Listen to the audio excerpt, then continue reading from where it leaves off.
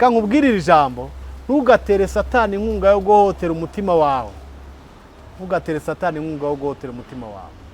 Birantangaza umwana izina umuhaye ubundi uritekerezaho iminsi 8 umubyaye, hanyuma muri ya minsi 8 iminsi 8 yashira, impano nziza umugeneye ugiye no gutangariza abantu ikazaba ubuzima bwe bwose, ugahita umwita ngo ntaho mpagaze.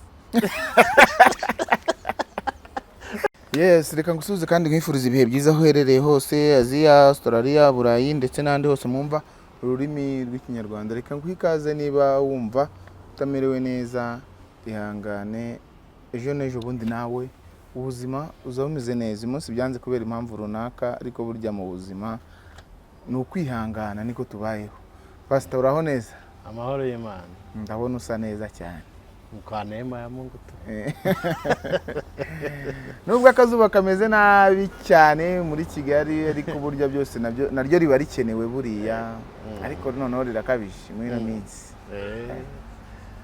Imana inyuranye ibihe nyine, niyo mpamvu biba byabaye gutyo. Vagile yavuze ngo nibwo bumana bwayo, uko byagenda kose. Araho uri guhamagara mu yindi migabane bakakubwira ko ubukonje bugeze ku gipimo gikomeye. Ngo snow zimeze nabi, bamwe ngo ubushyuhe ni ikibazo. Niyo mpamvu rero hari umuntu umwe wigeze kubwiriza aravuga ngo Imana iramutse iri ahantu abantu bashyika ngo bamwe bayikubita abandi bayipfukama imbere bayishimira, byaba ari uruvangitiranye. Ibyo byo baba bivugira. Hari umunsi Mose yamutumiye iramubwira ngo aze bahurire ku musozi, ngo namara iminsi 3 yiyeza azaze bahure.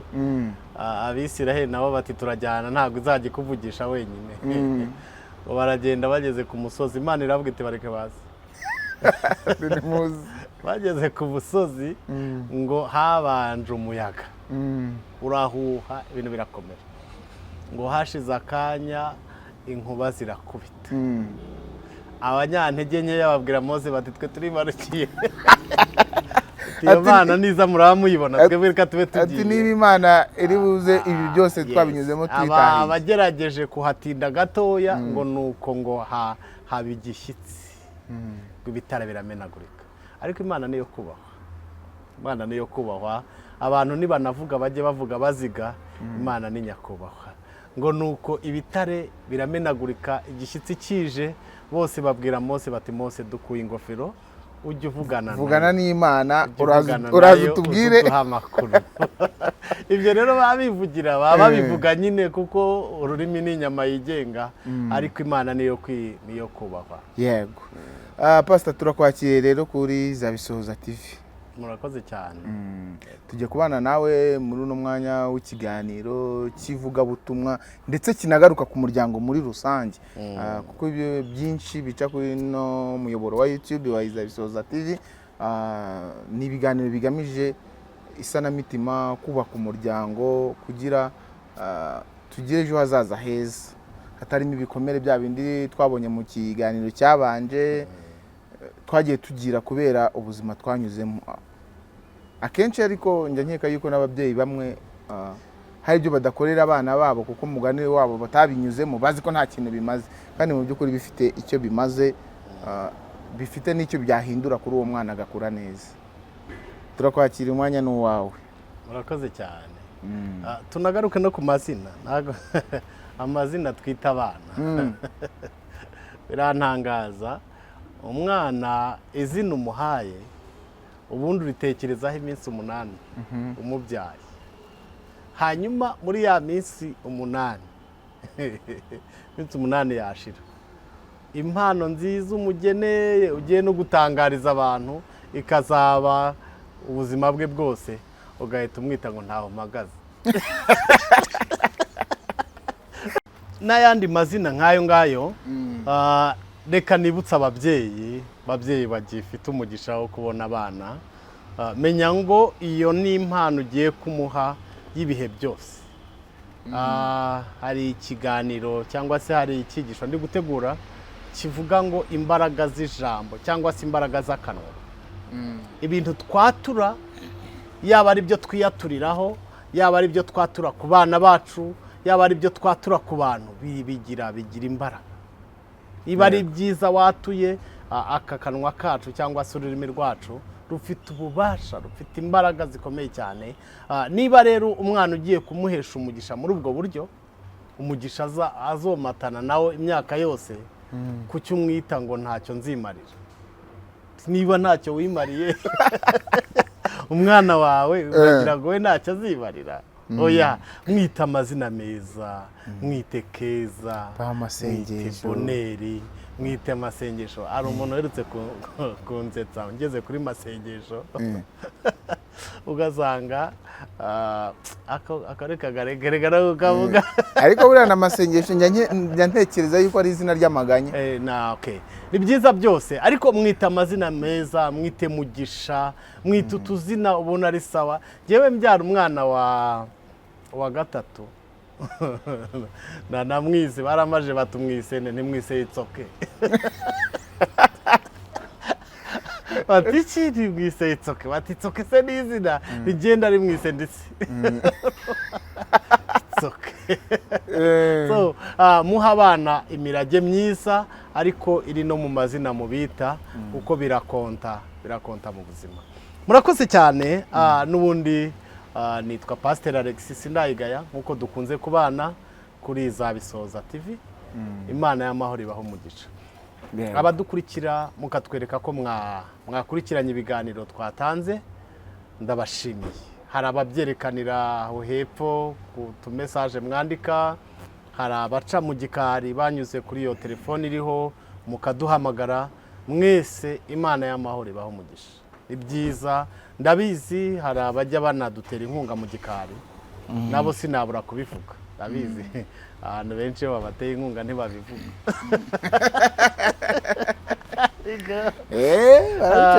Iyo nkunga yanyu, uburyo mutuburesinga, turabashimiye. Nta make yabaho, niyo uvuze utereka ngura amazi y'ubushumba, uba ukoze ikintu gikomeye cyane. Bibiliya iravuga ngo abajyana na Yesu gutabara abandi bazahabwa. Yego, murakoze. Uyu munsi ndashaka ko tuganira twifashishije ijambo riri mu butumwa bwiza bwa Yesu Kristo uko bwanditswe na Matayo. Turaza gusoma ibice 7 umurongo wa 24. Tujuru umuryango. Uyu munsi turaza kuvuga ku nyubako ebyiri. Inzu n'inzu ebyiri Yesu yavuze ngo zose zubakitse, zizamuka ari inzu nziza, bazizamuza amatafari, yaba ya mpunyu, yaba ya ruriba, yaba ari block sima, ariko izi nzu zose zirazamuka, zigaragara zose zuzuye, bazisiza amarangi. Ariko ngo nyuma haza kuza teste, haza kuza ibigerageza izo nzu ko zikomeye. Ni Yesu wavuze uwo mugani. Reka dusome mu butumwa bwiza bwa Yesu uko bwanditswe na Matayo, ibice 7 umurongo wa 24.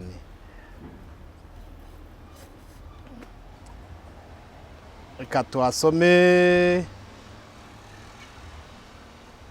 Uyu munsi twikoresheje ikoranabuhanga, n'igihe namwe mudufatiraho tugeze twabonana mutureka twongere tuganire, ariko byose birashoboka. Dukwiye gutwara intwaro zose z'Imana. Waba utatwaye Bibiliya mu gakapu, ukayitwara no muri telefone. Reka dusome. Kera hari igihe umuntu yarebaga Bibiliya muri telefone bagahita bavuga ngo ni abadayimoni. Ariko ugasanga ibyanditse muri za mpapuro, ugasanga ni nabyo byanditse hano muri telefoni, cyangwa se nabyo bigendana na bwa buzima abantu bakuriyemo. Reka dusome. Haranditse ngo nuko umuntu wese wumva aya magambo yanjye akayakomeza, azaba nk'umunyabwenge wubatse inzu ye ku rutare. Imvura iragwa, imivu iratemba, umuyaga urahuha, byose byikubita kuri iyo nzu ntiyagwa, kuko yari ishinzwe ku rutare. Kandi umuntu wese wumva aya magambo yanjye ntayakomeze, azaba ari nk'umupfapfa wubatse inzu ye ku musenyi. Imvura iragwa, imivu iratemba, umuyaga urahuha, byose byikubita kuri iyo nzu, iragwa. Kandi kugwa kwayo kwabaye kunini cyane. Imana idufashe. Aya ni amakuru meza, ni umugani Yesu yaciye ujyanye n'izi nyubako. Natangaye. Izi nyubako zose zari zihagaze, zari zimeze neza. Wabona uwubatse inzu y'itari no kuri fondasiyo yarashyizeho amarangi meza. Hari abantu bazi kurobanura amarangi, yego, ukabona hari irangi uteye inzu, irangi rigasa neza. Hari amarangi avura stress. Bibutse ko mu byumba byanyu muri salo mujye muhashakira uturangi twiza dutuma stress zigabanuka. Ujye ubikorera umwanya, usige inzu yawe irangi ryiza. Ako nako karagaciyemo. Ariko iyi nzu tubonye abubatsi babiri. Aba bubatsi bombi inzu bubatse cyangwa se ibyago bahuye nabyo ni bimwe, ibyabateye ni bimwe kuri izi nzu bubatse. Bose igitangaje, bombi ibyabateye ni bimwe. Muze kunyumvira neza, muze kwigira hino tuganire. None uyu munsi turavuga iminota mikeya, ntabwo nongera kuvuga myinshi nk'iyo navuze mu bihe byashize. Ibyateye ababubatsi bombi, ibyabateye ni bimwe. Ibyaje gusuzuma iyi nyubako ni bimwe. Bishatse kuvuga iki? Bishatse kuvuga ngo urugo rw'umukristo n'urutaro rw'umukristo ibirutera birasa. Bazakubeshye cyane. Hari abantu tujya duhura bagiye gusenga amasengesho y'iminsi myinshi ngo kugira ngo ibibazo byabo, urugo rwabo rugende neza. Si mpakanye ko gusenga bitagira icyo bimara, birakimara. Ariko burya aho gusenga ngo ibibazo by'urugo birangire, wasenga ubwira Imana ngo mu bwenge nshobore kubaka neza urugo rwanjye. Kuko ubwenge, urugo rwubakwa n'ubwenge. Urugo rwubaka n'ubwenge kuruta gusenga amasengesho y'iminsi myinshi. Ahubwo senga Imana iguha uburyo, iguha ubwenge bwo kubaka urugo. Kuko ari ukijijwe, ari n'uwo twita udakijijwe, ari usenga, ari n'udasenga, bose ibizabagerageza, ibizaza gupima inyubako yabo ni bimwe. Ari ibyo abantu bakijijwe, urugero nkatwe b'abashumba, twaba turi muri paradizo. Uko nkanjye nakuriye muri Sunday School, kuva mu ishuri ry'icyumweru nashatse ndi umukristo mwiza, nari mfite imyaka 30 kandi nkiri imanzi. Urumva se ubwo ngubwo ntaba mfite urugo rw'amahoro rwiza cyane bitewe n'icyo. Ariko nintagira ubwenge bwo kubaka urugo rwanjye, ntabwo nzitwaza ngo navuye muri Sunday School. Ibizagerageza urugo rw'umuntu wakuriye mu baraguza ni nabyo bizagerageza urugo rw'umuntu wakuriye mu rusengero.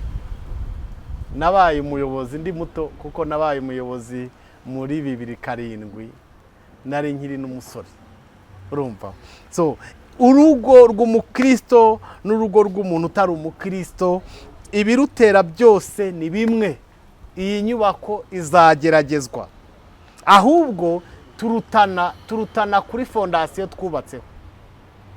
Imfatiro z'urugo rwacu ni izihe? Urufatiro rw'urugo rwawe ni uruhe? Nubwo tubibona hanze ari byiza, nubwo abantu babona ari sawa urugo ruteye amarangi, ariko hari ibintu bijya bigerageza urugo, hari ibintu bijya biza gusuzuma urugo ko rufashe.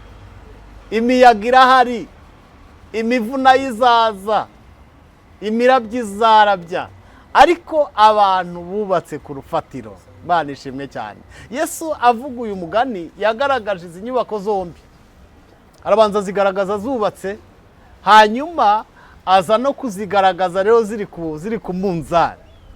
Ngo ya yindi yari yubatse, ngo imwe yaraje, ngo imivu iratemba, imirabyo iraza irakubita, ngo hanyuma ngo ya yindi yubatse ku rufatiro iragumya irema, amabati ntiyasambuka.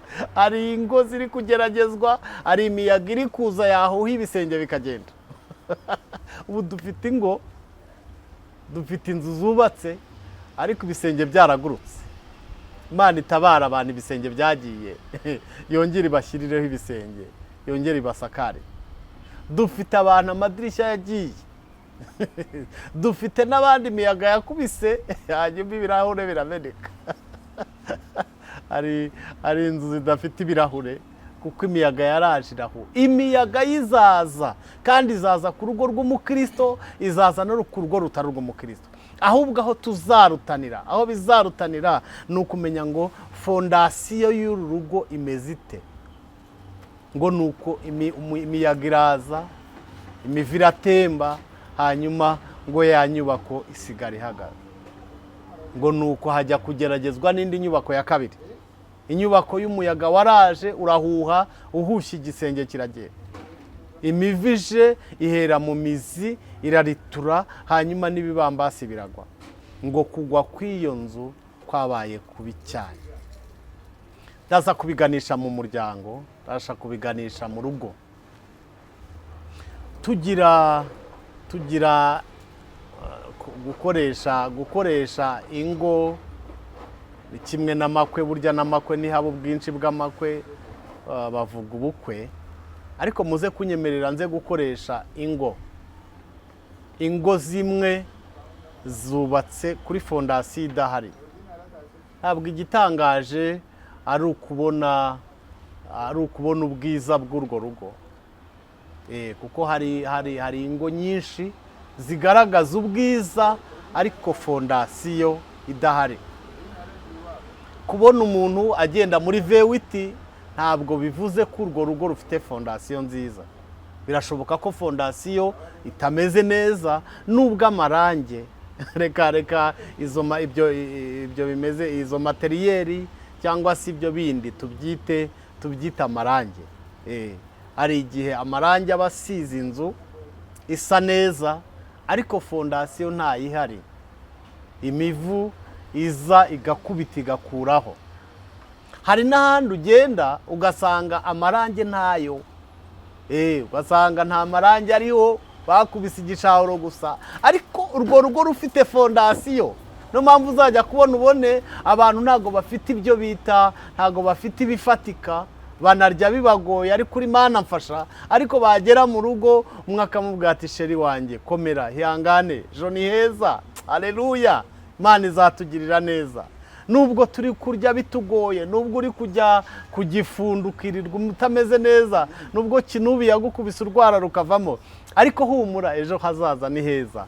Nubwo amarange adasize, nubwo bigaragara nk'ubutunzi batabufite twagereranyije nk'amarange, ariko nibura fondasiyo yabo irubakitse. Mu gihe ujya kubona ukabona hari abandi bafite amarange, bafite ibirahure bya fime. Ibyo ngibyo nimbivuga mwumve ko ari bifatika, ari materiyeri, ari ibintu bihari, ari ubutunzi buhari. Ariko wajya kureba ugasanga mu musingi w'inyubako hajemo umuswa. Ntabwo fondasiyo yabifashe neza.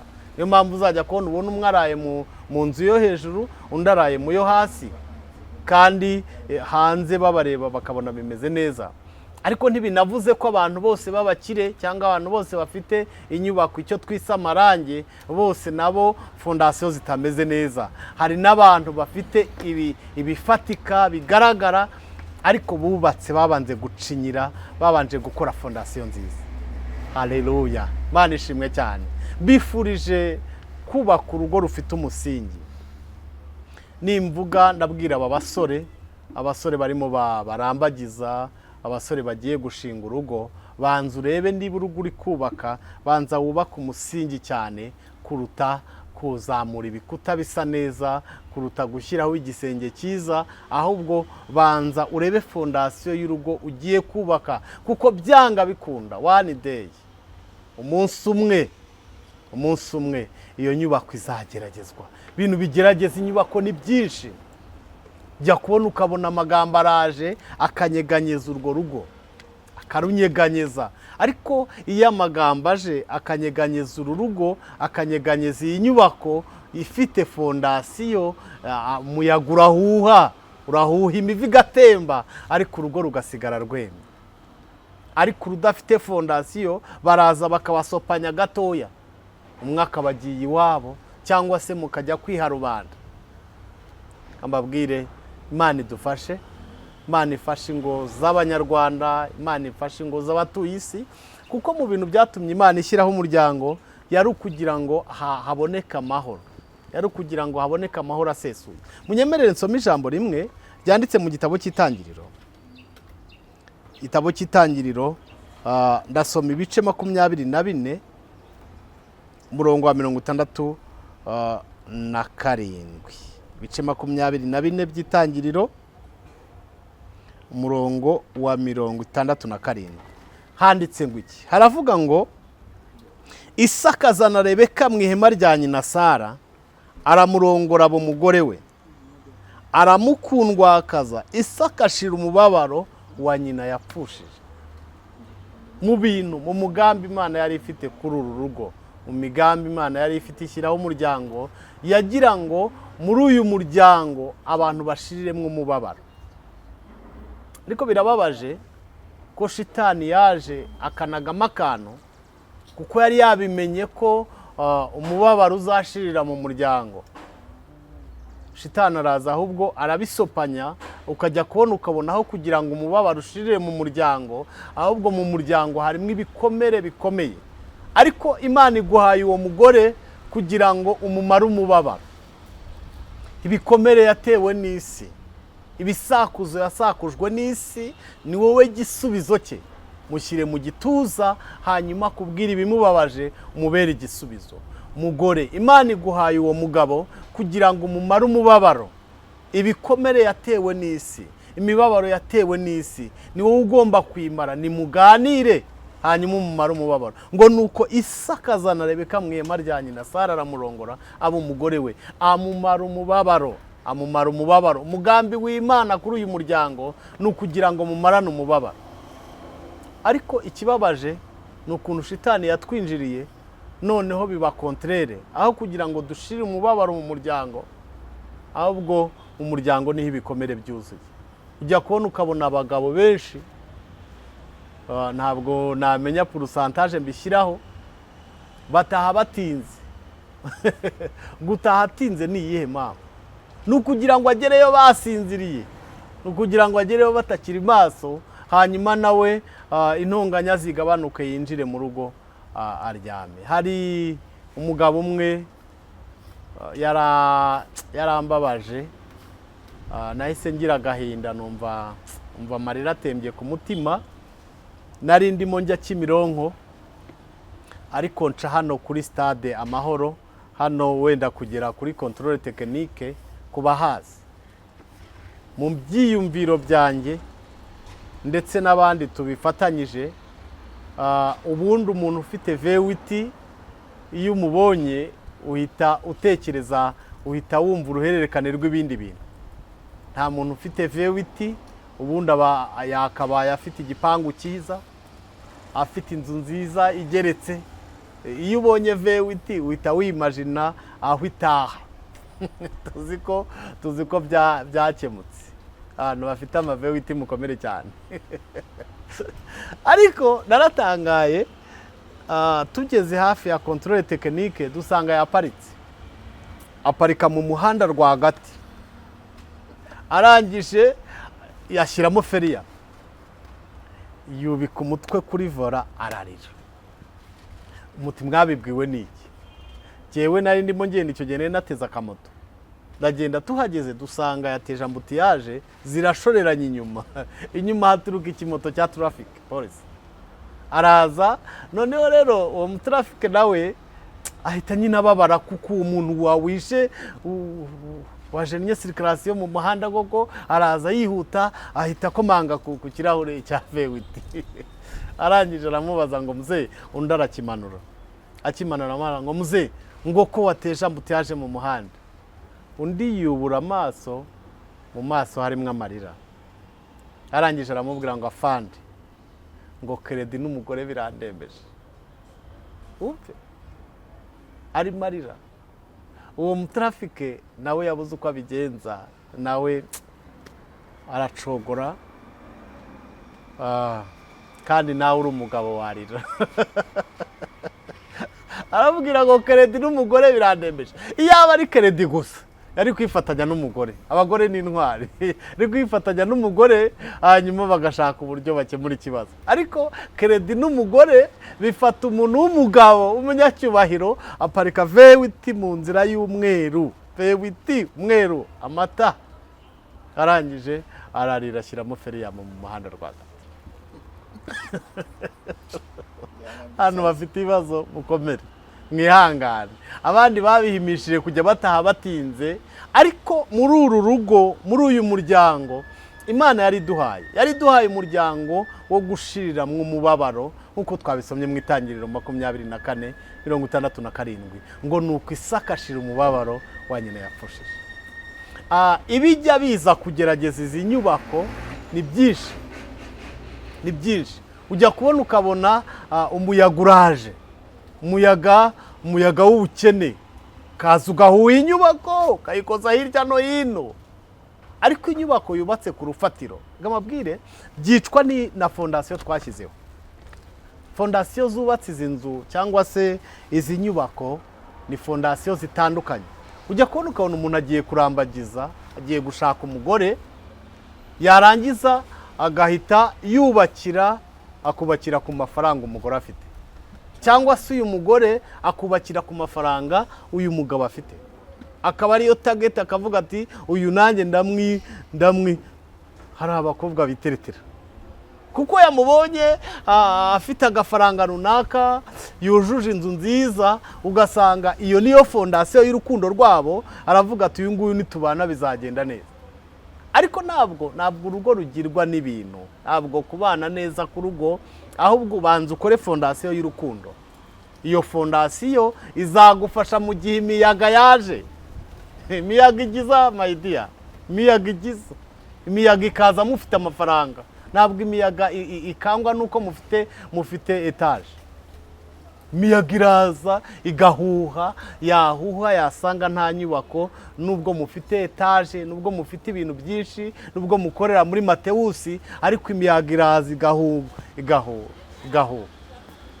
Hari urugo mperutse kubona rwahushywe n'umuyaga, nubwo ari abakire, nubwo bakomeye cyane, ariko umugore arangije aratinyuka aryamana n'umushoferi.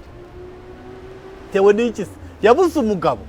Umugabo yagiye Dubai, ejo bundi yavuye Dubai yagiye mu Bushinwa, barimo barahiga. Nibyo koko inyubako isiza amarange, ibintu birahari, ariko mu kanya gatoya umuyaga uraza uranyeganyeza, nubwo ibintu bihari, ariko amahoro yabuze mu rugo.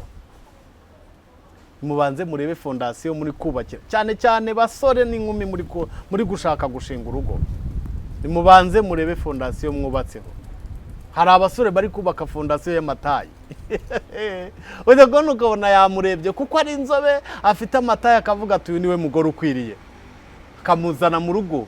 Ariko waribeshye cyane, ntabwo fondasiyo y'amatayi iyo ngiyo umuyaga urayishobora cyane. Kuko araza yagera mu rugo ukajya kubona ukabona y'amatayi, nyuma y'imyaka nk'ibiri ugashaka y'amatayi ukayayiga ukayabura. Urashakisha amatayi ukavuga ati ni bya bikabutura yari yashyizemo, agira amatayi ukayabura. Iyo wubatse fondasiyo y'amatayi umuyaga uranyeganyeza, imivu ikaza, inyubako urayishaka ukayibura. Kangira inama abantu bari kurwubaka, bwa mbere nimwubakire ku rufatiro Kristo. Kristo niwe rufatiro rwiza rutanyeganyega, niwe mujyanama mwiza azagufashe kubaka urugo. Naho ibyo bifati kuzabireberaho gusa, nabyo simvuze ngo ntuzabirebe, ariko uzareba urufatiro rukuru, kuko yashyizeho umwubakisha mukuru niwe Kristo. Hari ibintu biri kuntangaza muri iyi minsi, ukajya kubona ukabona abantu babanye imyaka nka 20 mu rugo, babyaye abana barakuze, basoje za kaminuza. Ukajya kubona ukabona umugabo aratashye umunsi umwe arirakaje, akavuga ati ngiye mba mbona tutagikwiranye.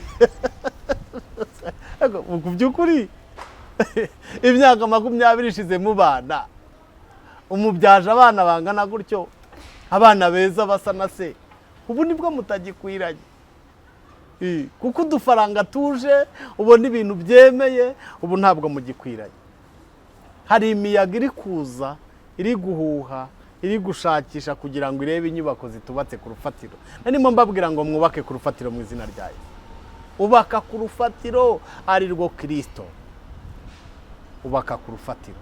Mbere yo kugira ngo ujye guhuruza imiryango ize kubunga, mubanze mwiyinire mwisubiremo, hanyuma mubanze musubire mu rufatiro. Murebe imisingi urugo rwanyu rwubakiyemo, hanyuma mwongere mumenemo beto.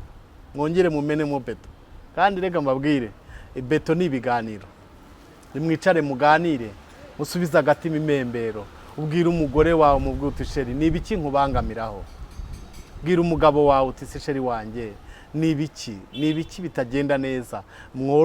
Mworohe mwikwita. Muri iyi minsi umudamu arabona ari muri ofisi afite abantu ayoboye, agashaka kuyobora urugo rwe nka kampani. Gasaga yagize ngo ni kampani ajemo. Ntago bikunda. Urugo ni urugo rugira uko ruyoborwa, rugira nuko rwubakika. Nimugaruke, nimwongere mwicare hasi, muganire ku rugo, musubire mu musingi, kuko iyi nyubako igomba kuba ifite fondasiyo nziza.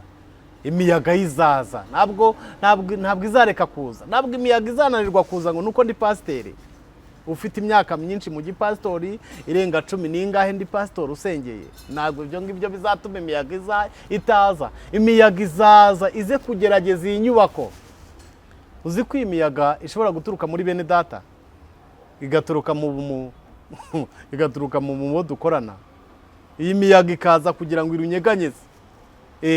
Niza igasanga fondasiyo idakomeye, kwa mama pasiteri no kwa pastori induru zizavuga. Tujye kwa revera, tujye n'ahandi. Ariko ni ngombwa kubanza kureba iyi nyubako yacu, fondasiyo imeze gute. Imiyaga niza, mama pasiteri azambwira ati ko hari ibintu numvise bimeze gute. Twicare tubicoce, tuvuge ngo uru rugo ni urwacu. Kamabwira akantu gakomeye. Nagira ngo ngutangarize uyu mwanya, nkumenyeshe ko uwo mugabo niwe wa mbere. Uwo mugore niwe wa mbere mu buzima bwawe. Abo bana nibo ba mbere mu buzima bwawe. Hari famiye y'abashumba b'inshuti iba imuhanga, ngo ni imuhanga. Baratuganirije, banganirije numva nkuyemo amasomo akomeye. Yego, akuyemo amasomo akomeye kandi menshi ku buryo nanjye nayatanga. Umugore nawe n'umushumba, n'umugabo n'umushumba. Umugabo yari yagiye mu murimo w'Imana, ariko umugore aho ari agira ihishurirwa, amenya neza ko umuryango ari we wa mbere. Abashyitsi iyo badusuye turashyashyana, turiruka, ushobora no kwikopesha kugira ngo wihagarareho, ariko kugira ngo wakire abashyitsi. Bakundaga kugira abashyitsi rero b'abazungu, nibo bari abamisiyoneri, bazaga kubasapotinga mu murimo. Iyo abashyitsi babaga bari buze, iyo abamisiyoneri babaga bari buze, no muri quartier barabimenyaga, kuko bajyaga guhaha ugasanga bashyashyanye, ugasanga baharuye imiharuro, ugasanga ibintu byakomeye.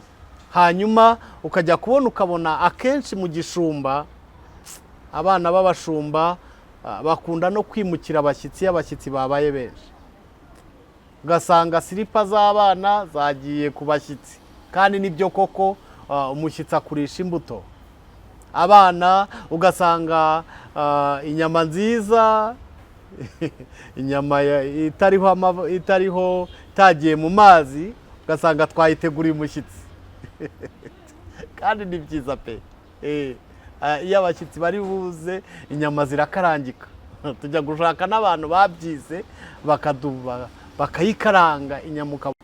Uyu mubyeyi ndamushimiye, mama pasiteri, Imana iguha umugisha cyane. Arangije afata ijambo abwira abo babana, arababwira ngo aya mafanta naguze ni ayanyu, ibi byo kurya byiza nateguye ni ibyanyu. Nasobanukiwe neza ko ari mwe ba mbere. Nubwo twakira abashyitsi tukabitegura bihambaye, ariko abo bantu mubana mu rugo nibo ba mbere. ubuzima bwawe ongera ubitekereze ko ari we wa mbere. Imirimo agukorera ni we wa mbere, nawe ibyo ukora ni bo ba mbere, abandi baza nyuma, abandi bazaza nyuma, ariko abo bantu mubana, abo bana wabyaye, uwo mugore washatse, uwo mugabo wagushatse niwe wa mbere mu buzima bwawe. Hari urwego umuntu ageraho abo ngabo akarebo bagaragara, abandi badahari bagiye. Niyo mpamvu ugomba kububaha kandi ugomba no kububahisha kuko nibo ba mbere. Imana iduhe umugisha. Mu gusoza, negera umusozo, reka mbabwire ngo ni ngombwa kwihanganira ibitugerageza mu rugo rwacu. Bo mu biganiro byashize nababwiye amakuru ya Sokarate. Sokarate yari umufilozofe kandi yambereye icyigisho gikomeye. Sokarate umunsi umwe umudamu we yabyutse atameze neza. Hari umunsi umuntu abyuka yahanzweho, kandi abandi ba nyacyubahiro bari babizi ko Sokarate afite umugore mubi, afite umugore utoroshye afite umugore utoroshye. Uwo munsi yabyutse yifuza ko barwana, mubwira amagambo akakaye, amubwira amagambo akomeye, undi arayihanganira. Bagabo, iyo ushaka kubaka urugo rwawe, iyo ushaka kubaka urugo rw'amahoro, uremera ukaba inkokokazi mu masake. Uremera ugaca bugufi, uremera ukamanuka, ariko uba ufite icyo ushaka. Iyo uzi icyo ushaka ukigeraho. Kandi reka mbabwire, aho utaragera mu bitekerezo, aho utari wagera mu bitekerezo byawe, ntiwibwire ko uzahakandagiza ibirenge byawe. Aho utari wagera mu bitekerezo byawe ntabwo uzahakandagira n'ibirenge. Banza menya urugo rwawe aho wifuza kurwerekeza, igihe ushaka, igihe uko ushaka ko ruzabaho, banza ubikereye mu bitekerezo. Ibyo bizaguha guca bugufi no mu gihe kitari cyo guca bugufi. Sokarate igihe kiragera, bigeze nimugoroba yumva akeneye gufata akayaga mu mutwe kuko yiriwe mu buzima bw'imibabaro, mu buzima bw'intambara. Yambara neza nk'uko abagabo bambara neza, arangije agenda nk'ugiye mu mbwirwaruhame gutanga disikuru, afata ibitabo aragenda. Asohotse ageze ku muryango, umugore aramwitegura, afata ibase yuzuye amazi ayamumenaho. Maze kuyamumenaho, undi ntiyagaragaza uburakari, yagaragaza umubabaro. So ni imbaraga zikomeye, zo kumenya icyo ushaka. Arangije ngo agaruka amwenyura, arihanagura ya mazi. Maze kuyihanagura, undi nawe aravuga ati none se ati ko mbona wisekeshwa. Undi arangije aramubwira ngo nta gitangaza mbonye, ngo kuko inkuba n'imirabyo byaramukiye muri uru rugo, byari bikwiye kugusha imvura nk'iyinyagiye. Aragenda akuramo imyenda, arangije asubira mu buzima busanzwe. Kankubwirira ijambo, ntugatere Satani inkunga yo guhohotera umutima wawe. Ntugatere Satani inkunga yo guhohotera umutima wawe. Reka twegere umusozo. Ntabwo twayavuga yose ngo tuyamare, ariko Imana idufashe inyubako zacu zibe zubakiye ku rufatiro. Urufatiro ari rwo Kristo. Hanyuma Imana kandi ikomeze iduhire. Reka dusengere umuryango, hanyuma usaba Imana iguha ubwenge bwo kubaka uru rugo, kuko uru rugo rwubakwa n'ubwenge. Rukwiye kubakika rwubatswe n'ubwenge. Kadusenge mu izina rya Yesu, amen. Mana, turagushimiye mu izina rya Yesu. Tugushimiye kandi ko wemeye ko ibi bisohora mu matwi y'abatwumva. Ndasabye kugira ngo inyubako zacu, nubwo imiyaga ari myinshi, nubwo imivu ari myinshi, ariko uduhe kubaka ku rutare. Ni wowe rutare rutanyeganyezwa.